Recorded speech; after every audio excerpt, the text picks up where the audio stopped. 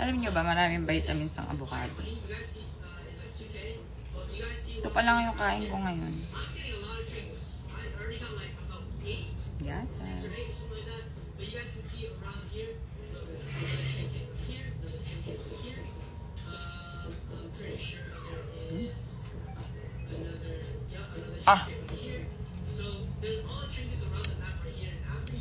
Ang sakit sa ngipin kasi ang lamig galing sa ref.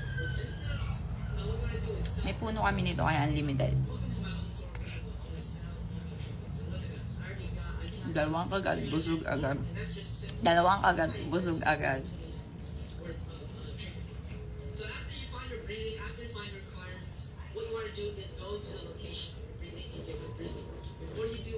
Hap.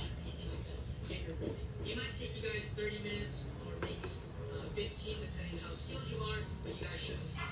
Now after that, what you guys want to do? Ang lamig. You guys should have some spare money left unless you really like stop at 2K. I want you guys to get like gagawa ko ng avocado ice cream.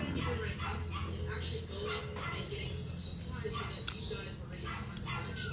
Where we're going right now is what you call Opia Village. You can actually fast travel to Opia Village right here, but if you guys are broke, what you guys want to do is follow the path that I'm going. Busog na.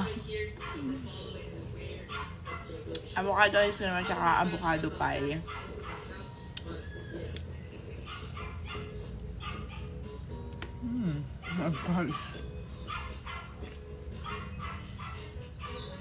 Ang laki ah.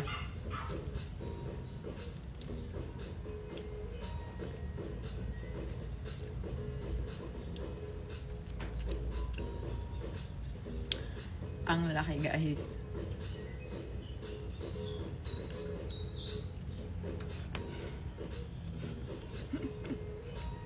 Hindi matanggal yung buto.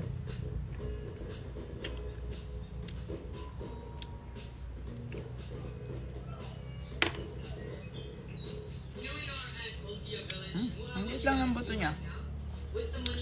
Ano siya oh, yung dry. Ang dami ko nito sa rep. Kasi pag hindi mo nilagay sa rep,